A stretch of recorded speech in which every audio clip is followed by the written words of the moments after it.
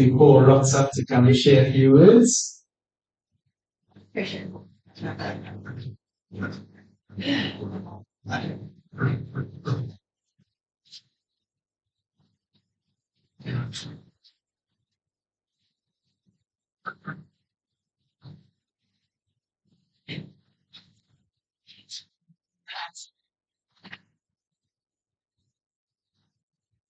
Hello, everybody. I'm Roxy, for those of you who don't know, which is one of Darren's cousins. So this is a message about Darren. To my dearest Darren, Cheetah Bush, Gingerbread Man, and Thor. I'm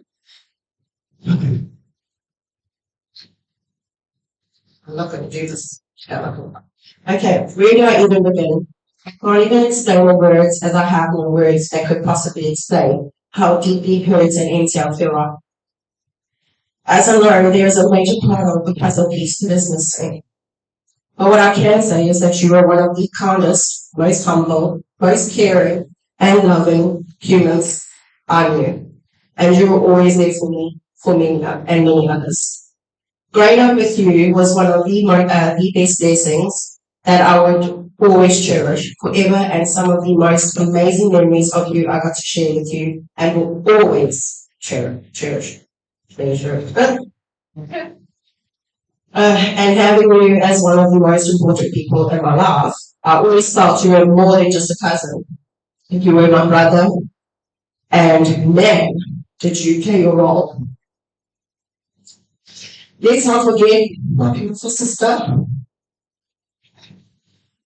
Because she gets upset. But I am truly blessed. You have been there for me. You two have been there for me my whole life. For every milestone. So growing up was tough with you two. Being the oldest, so-called coolest ones, have always made it being the youngest at the time. And that I will always remember. Like I still remember when my gran used to buy Darren his own special foods that he weren't allowed to touch. Yes, I'm sure he still does. Yeah. And he asked me if he could make me his favorite speciality, which by the way was either bananas or ham on toast with melted butter and a sprinkle of curry powder. Tomato tomato sauce. Kind of other favorite things for Darren was cornflakes. I remember refusing to drink fast orange and eat cheese curds as a child because Darren always told me he had so much of it, that's why his hair was orange. And I believed every dumb thing he said.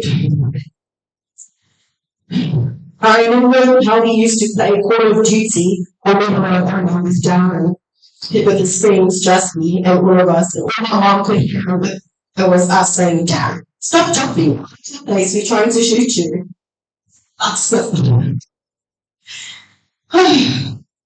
And we all lost my place.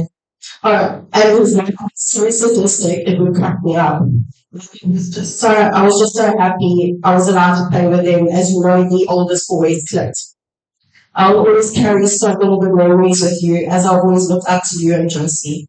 I remember a time when he got his course a lot, and we had picked it out, and his red bars that screwed on the valves of the tires, that every time he drove, they would light up. And at the moment, a guy tried to blast down. And he was starting his car, but we just so much at Mars. It was amazing. I remember the year 2005, my sister matriculated, and I had gone to the ashram with my sister and a few friends, and ended up with that we thought was a dislocated shoulder.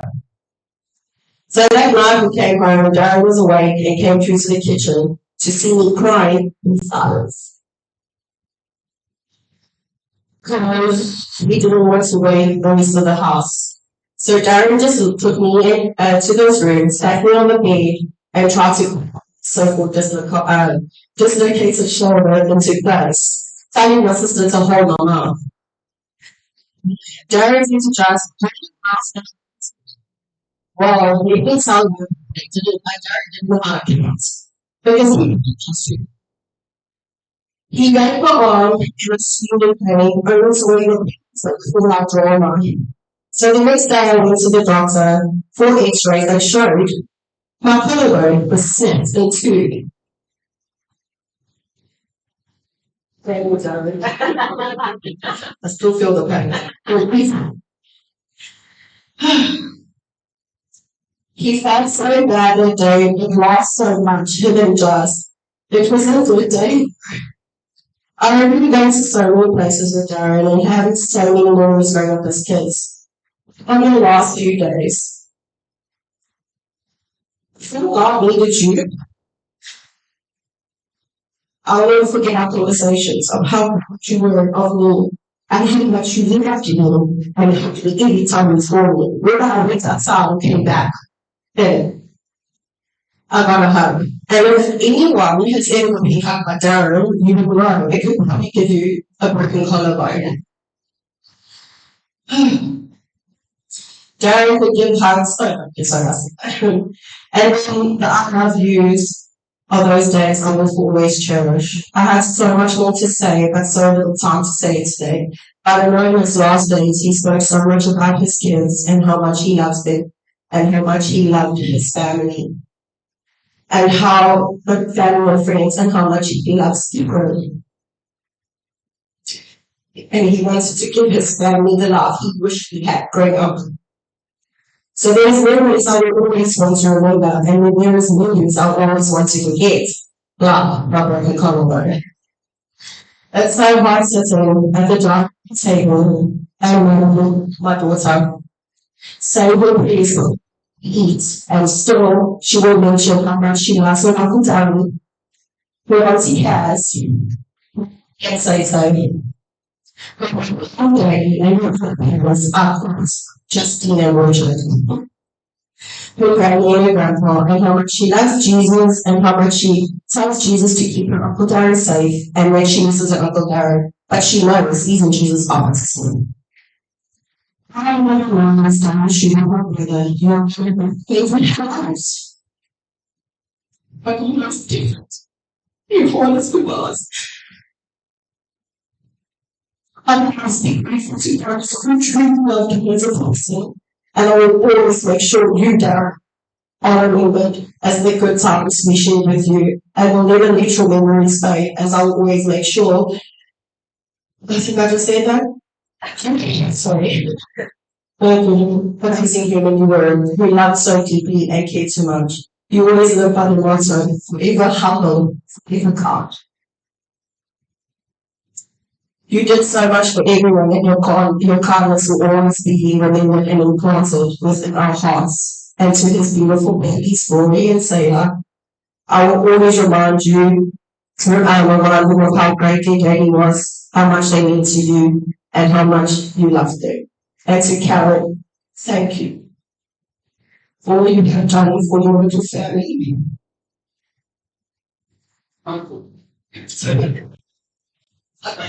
You do it like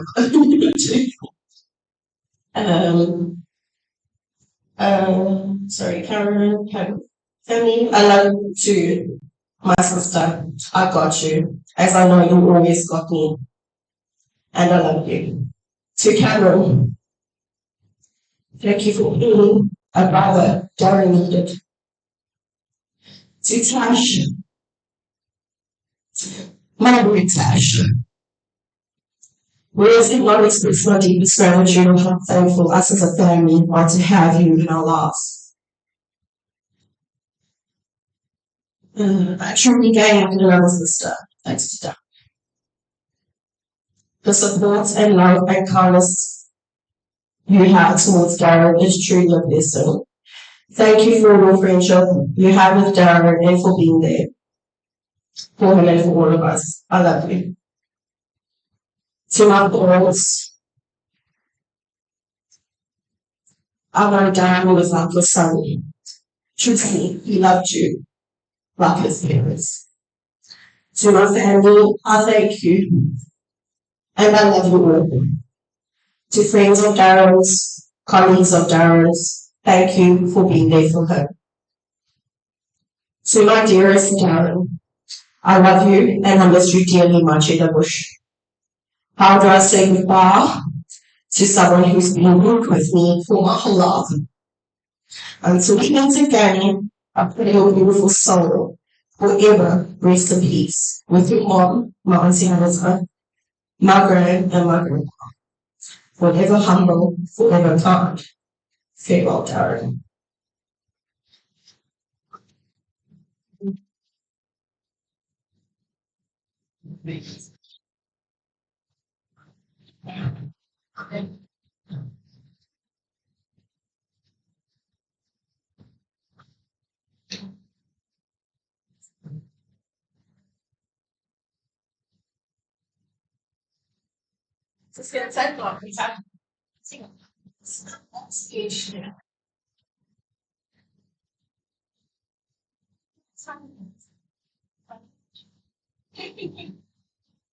Amazing on camera. Today we're celebrating Darren, which most of you know him as, or Carl/Hardy, when fondly speaking to him, my mother uses. Shoobert, a name and legacy has left to his children. I did not want to stand up here and say things about Darren that I would not have expressed to him already, and that he never heard me say before, because there is a lot I wanted to say to him, and saying those things to him now feels like it would make no difference. I have two different speeches. The first one is my own to Darren, and he did here at a very special occasion, and it reflects the deep love I have for him as my brother, and just some of our childhood and early adult memories, which I'm grateful got to experience together. The second is a speech from Darren, which I'll say after mine. Darren, this was hard for me to say because our displays of affection are shown in a way that some people might find sometimes crude, sadistic, and jokingly unloving. Yet that's how we have always been, and that's how we show one another love. So now I'll try to be nice and tone down the sarcasm and tell you what I really think, just this once. You have always been there for me as far back as I can remember. Some of my fondest and not so fondest memories were you getting me drunk at the age of 5, convincing me that the wine was juice, and I should drink it, but he didn't want any for the sheer terror. Oh wait, he did not want any. And then the sheer terror on my mother's face when she was freaking out and she realized what Darren did was pure gold. I remember always wanting to play with your Thundercat figurines and that huge doll-like house, which was a He-Man castle. But instead, I was told very sternly no multiple times, and if I dared to even try, you would tell Grandpa. You, oldest of the grandchildren, you wanted to allow it. Sorry.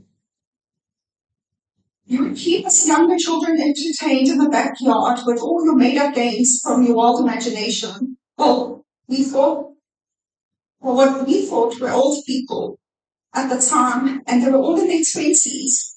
This being our moms, uncles, and aunts would be Brian and partying to UB40 on the weekends at Granny and Grandpa's house. You convinced me the BB gun had no bullets and would be a great idea if I acted as a target, only to be in fact shot in the arm. You see me cry, beg me to stop so my mother does not find out. When I slept over at your mom's house in Queensborough, I saw tiny speckles of green light outside the garden and next to a bedroom window. Of course, you saw it as an opportunity to tell me they were in fact aliens that were coming to abduct. I begged to please sleep on the top bunk so I was away from the window. Instead, I got told no, and I should stay up and watch the window just in case they broke it. Obviously, I did not sleep that night. I think out of pure annoyance from me crying and being scared, you eventually told me the next night there were fireflies, and you collected some in the jar to show me. Clubbing at 54, the silver Opel Corsa that Rock spoke about. Your version of the story was that your mom borrowed you the car so we could go clubbing. It was to my surprise when I started getting phone calls being shouted at by your mom that you in fact stole the car, and now I was blissfully unaware that I was an accomplice in the heist. That was not bad enough. We ended up bucking 2 of her rims that night and had to try and explain how concrete rock just jumped in front of us on the highway. But over the last year and a half, I feel this is where our bond has become strongest. We have experienced so much together. With most of our dads, I was always a meter above, below, or next to you. And the reason being, on our very first dad, in the dark, dirty quarry, you were descending so fast and eventually you disappeared into what seemed like the depths below, only to be hit on your head with a weight belt from above. Quickly you realized I was not in sight and it was indeed my weight belt. You said that your first thought was, how are you going to tell my parents that I had died in the dirty quarry but you survived? So in actual fact, everything worked out pretty good. That day I thought I was going to die out the beds, and so did Darren, even though it was only about 5 liters of water. But we did not know any better. Despite the scary experience I had on my first dive, it assured me that I did not have to be afraid, and we were about to attempt our second dive push the very next day. We experienced a world of wonder on the second dive. There were sharks, rays, turtles, dolphins, and so much more. Until this day, it's still one of my favorites. You and Kaz were there when I got to see a childhood dream come true, which was the pyramids. There were so many more memories I could mention, but I have a time constraint. You truly are one of the most kindest, funniest, positive, hardworking, stubborn people I know, and that's just a few attributes to a very long list I could think of. You have always been there for me when I needed you the most, and you're one of 3 people's opinions I always take to heart. Always having my best interest at heart and guiding me when I did not know what I wanted for myself sometimes. You always enjoyed the simple things in life, like food, laughter, and the sun on your face when we were about to go on our dives early in the mornings. You bring smiles and laughter to everyone you know and those who do not. I don't think you realize how much of a beautiful human being you actually are, and even though I would like to call you a big C word sometimes, you really do have an impact on everyone's life, wherever you go. If my future holds me walking down the aisle one day, I can tell you that I will go against the norm and you will definitely be standing next to me as one of my bridesmaids. You and Roxy would have to fight for the position as maid of honor. I guess Darren did not want to take me up on that proposition after all. I'm not saying you don't have to fight anyone now. Nah, if you know Darren, you would know he was a person that liked to be in control of his surroundings and his situations, and today is not any different. If by some chance the universe does work in mysterious ways, as the saying goes, who am I to question it? A friend of mine sent a post last week because she thought I needed to read it and what was said, so I could see how much he really did love me. When I read it, it almost felt like Darren was writing his own eulogy, but in fact the eulogy he wrote was one to his mom. I did rewrite some of the speech because that's more personal between Darren and his mom. So here's Darren's speech. Time. What is so important about time? Life. What is so important about life? For me, I'll never truly know the importance either. What I do know is my mother gave life to me, which we shared 32 years, 9 months, and 10 days. What I do know is my grand gave my mother life, which they shared for 54 years, 10 months, and 7 days. What happened in this time between my mother and everyone here today is a personal journey. My journey started with my mother on the 30th of May 1983. She raised me as a single mother, teaching me the values of manners, respect, patience, gratitude, perseverance, tolerance, loyalty, honesty, equality, generosity, compassion, and forgiveness. What she built was my foundation out of 2 very simple traits: to be humble, to be kind, to be forever humble, to be forever kind. She gave me everything she could. Some of you will know most of the journey, and some of you will know bits and pieces. I want to share with you memories, and I want to share with you life lessons. The purpose of my story is not to offend anyone. I need you to learn from this. I have probably one of the worst memories I know, but there were some of the highlights of my journey with my mother. The beach. Growing up on the bluff meant one thing: the beach. I remember the days we shared on the beach. My mother took myself and a few friends to the beach and taught us how to crouch at the shore break, facing away from the waves, and to wait for the waves to come and knock us over. They say the average human eats a few kilos of sand in their lifespan. Guess my mother wanted us to break a few records. School projects, confession time. I don't think I ever did my own projects. My mom loved taking over projects. One of the most memorable was when she took my old hamster cage and turned it into a castle. I mean, come on, the teachers must have thought this bit was cheating. Animals. My love for animals, without a doubt, comes from my mother's encouragement to have any pet wanted growing up. However, she would never let me have a monkey. But hey, I had Justina not saying for that. Food. As a kid, I was fussy. I actually still am. My mom never forced me to eat veggies. Sundays. I can't even begin to count the total Sundays we spent at the Durban flea market. Every Sunday we would walk around the markets. I practically knew people by name, especially the Chinese people that sold TV games. Without a doubt, every Sunday I would walk off with a new TV game, Tetris. With a sleep schedule, basically it was time to go to bed and my mom wanted to play Tetris on Mom's cars. Do you know those moments where you wish you were invisible? I had two of these with my mom. The first being with my mom and her old box-shaped Toyota Corolla. One morning on the way to school, just outside Bergner Boys, my mom's car exhaust decides to fall off in front of practically everyone. I had to climb out the car, pick up those pieces, and throw it in the boots. The second day, the day when my mom and my mate Ryan and I were in town, and my mother's old Nissan Sentra, we literally got off the off-ramp at the first second robots on the Esplanade, and the car decides to go on strike. My mate Ryan slides down into the back seat and refuses to get out and help push. Here's a scrawny ginger kid pushing his mom's car again in front of what felt like the whole entire planet.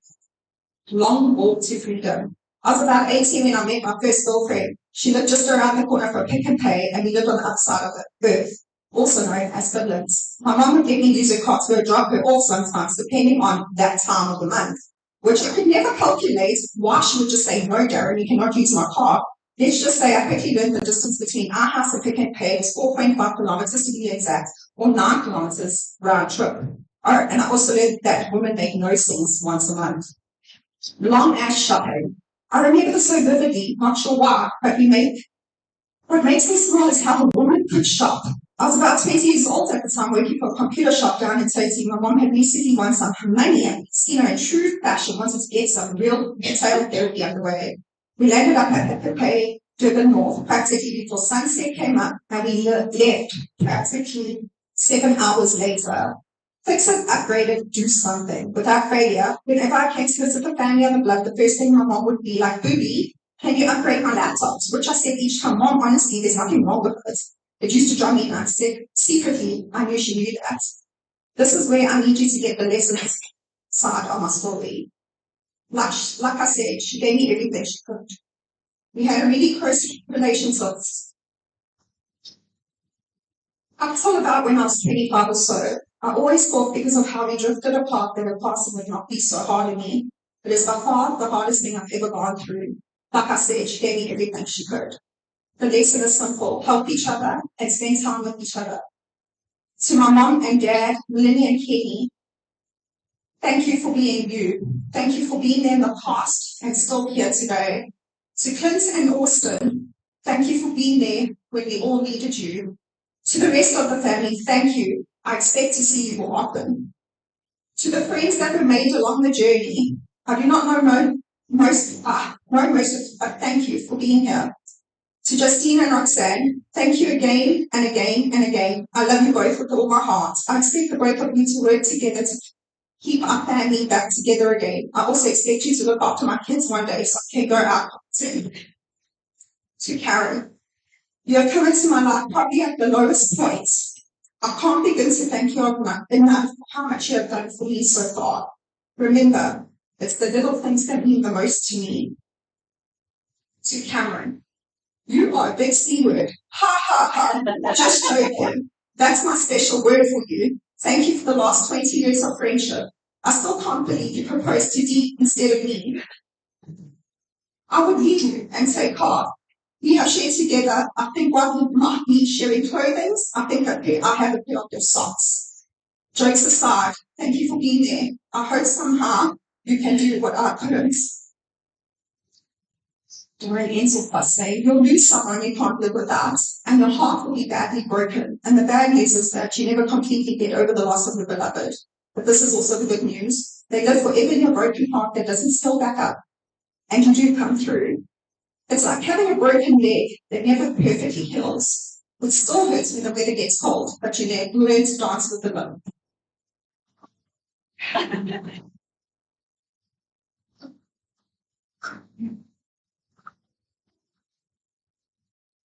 I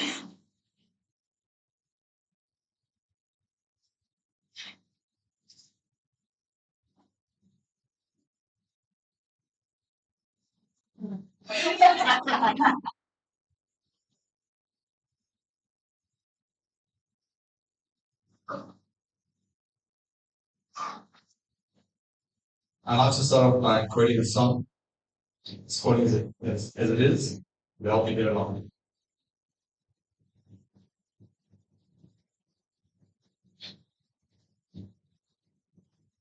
So, how to say goodbye to someone that's really been with me my whole damn life?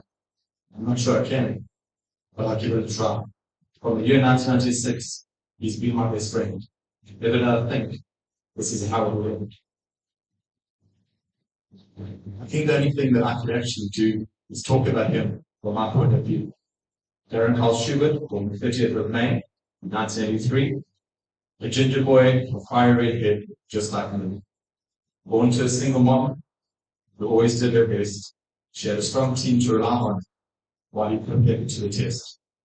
Graham, Auntie Mel, and Uncle Ken were always there to support him though. Every day the four of them went beyond and above. 4 years later, a cousin arrived. A dream come true. Justine was there, assisted through and through. 2 years later, another cousin, Roxanne, came onto the scene. His life was now full and happy, full of love. What a dream. Growing up as ginger boy wasn't very rough and tough, even though he was born and raised in the middle of love. In 1996, my whole life changed. My life direction bends. I met Darren, we were close, became best friends.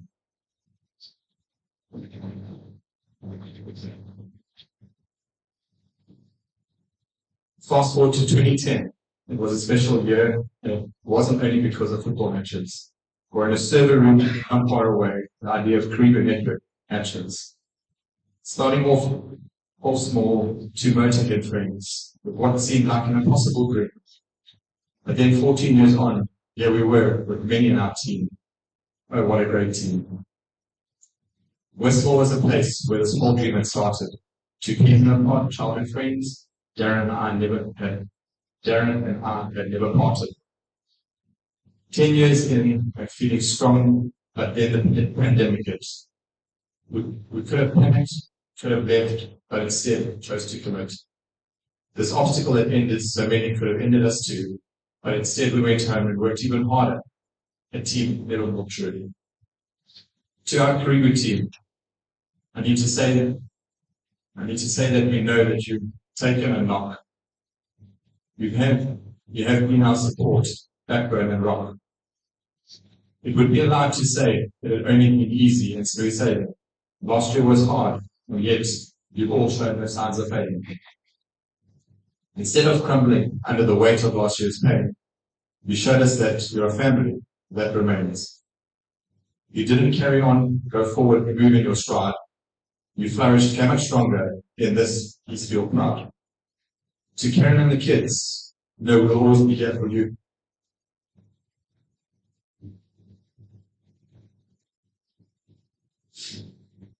You are family to us, now and always, and this will never not be true.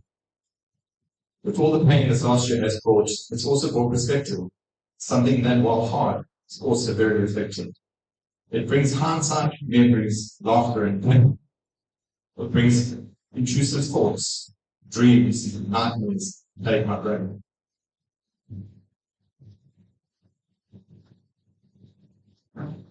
If you had asked me 2 years ago how I saw the end of our days, I would tell you still flicking each other with heads filled with praise.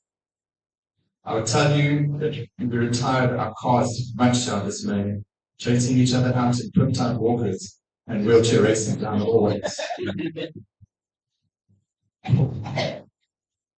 We'd also probably be too old to even remember each other's names, but we'd still be close because of a glimpse of our old memories would remain. By then I would have heard the same stories a million more times. We would have reminisced about the good old days, how we did and how what we did on our crimes.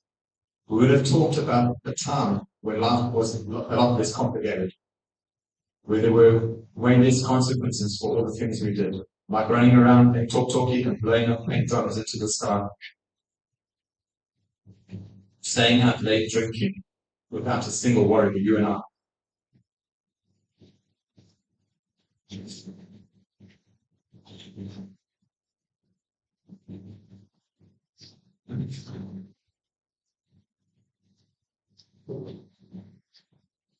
I sit and think, if God granted me 100 wishes,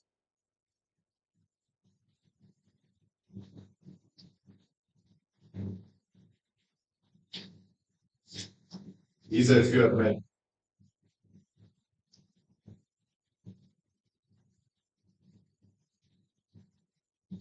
I wish we could ride again and laugh until we had the end. I wish we could turn that time and I could hug you again.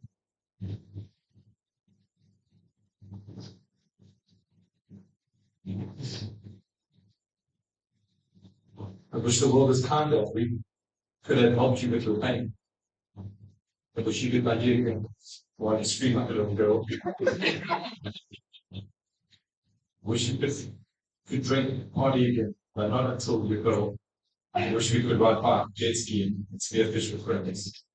I wish the times lasted forever and the happiness was never. I wish that being loved was enough for you to have felt with you. I wish that God accepts you with open arms at the end of this journey. I wish He could go to praise Him again. Well, I won't repeat the story here. Those of you that know can have an old you and mine. You're in the clear. I wish we could go back. I wish we could get home at sunrise like we did in Hong Kong. I wish it wasn't so final and it didn't feel so very long.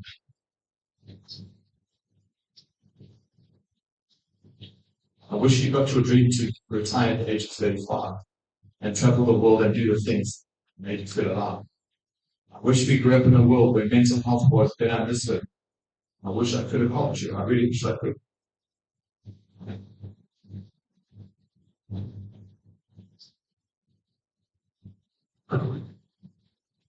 I wish you had less pain and could have felt just how loved you are. I wish help had been easier to ask for, but didn't feel so far. I wish you got the chance to watch your kids grow up. We love them both very much, but I know Karen's not their both. I wish we could skip moments in time. You could watch them grow. It's moments like this. I wish time wasn't so fast, but rather it was slow. I wish all my wishes came true, and we're all here with you. Darren, my biggest wish for you now is that you're home with God, that things get easier, and you let go of the heart. My wish is that He's got you in His arms, and He's going to take away your pain. He's going to help you find happiness, acceptance, and joy again. God is close to the brokenhearted and saves those who are crushed in spirit. We love you. We miss you. We're remember.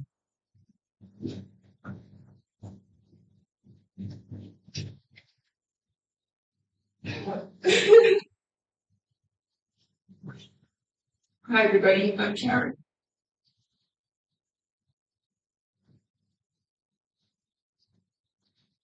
The turnout today is testament to the profound impact Darren had on so many lives. Overwhelming support. Our family has received the flood of messages pouring in are a reflection of the deep connections he formed with everybody he met.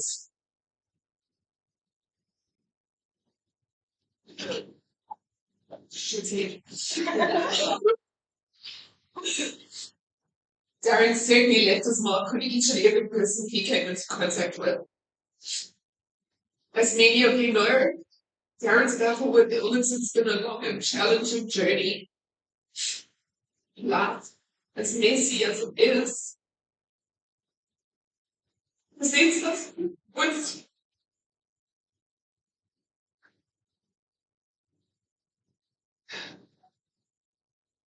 presents us with struggles we must face. Yet, amidst it all, Darren's memory deserves to be honoured with the genuine kindness he embodied. and the way he brought people together. Our children adore their father. They deserve to understand what an extraordinary human their father was.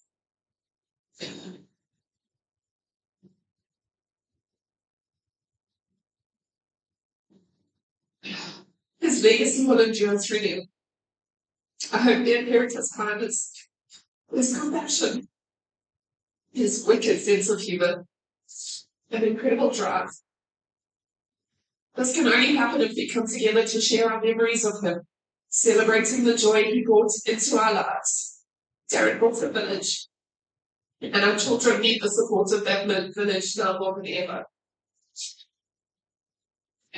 Life is like a tapestry, each thread representing a meaningful moment or connection. When someone we love passes away, it's as if a hole is ripped into the fabric of our existence. But in the aftermath of loss, we don't try to hide that hole.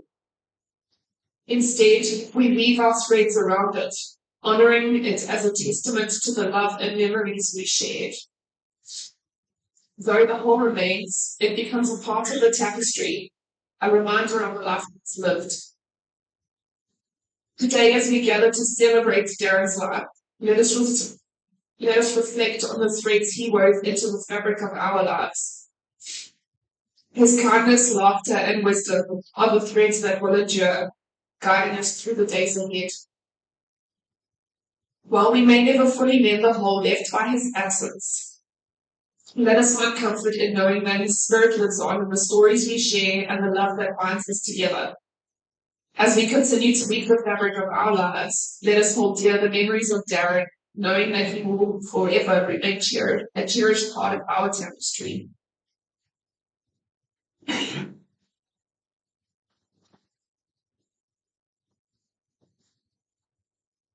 I just have a favorite. Mine and Darren's thing was, I love you all. Those of you that were at our wedding, it was not on cake. It was engraved into his wedding ring. So this is for him. Do I love you to the moon and back? No, I love you more than that. I love you to the desert sands, the mountain stars, the planet's end. I love you to the deepest sea, and deeper still through history. Before beyond, I love you then. I love you now. I'll love you when the sun's gone out, the moon's gone home, and all the stars are fully grown. When I no longer say these words, I'll give them to the winds, the birds, so that they will still be heard. I love you. I also just wanted to say one or two thank yous. If I forget anybody, I'm sorry. Cameron?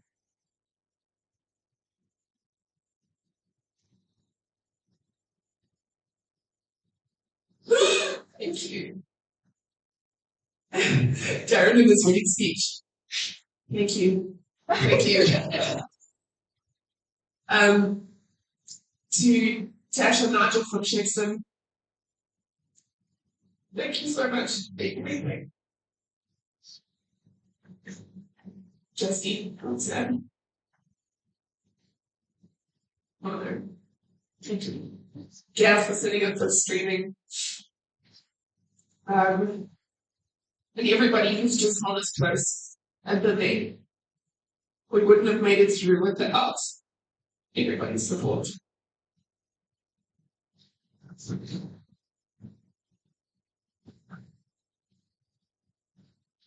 There's been a lot of awesome memories shared, and I think there's many in the crowd that has got lots of more memories, fond memories of Darren and the way he's impacted us. Unfortunately, due to time, we can't share all of that. But what we'd love to do now is listen to a couple of songs that Darren loved, and in the spirit of celebrating Darren's life, we would love for you to come and write down your fondest memories of Darren. It will be compiled in a memory book for Karen and the kids. Thank you all for coming, and yeah, there'll be some snacks served, so you're welcome to stay and have a chat.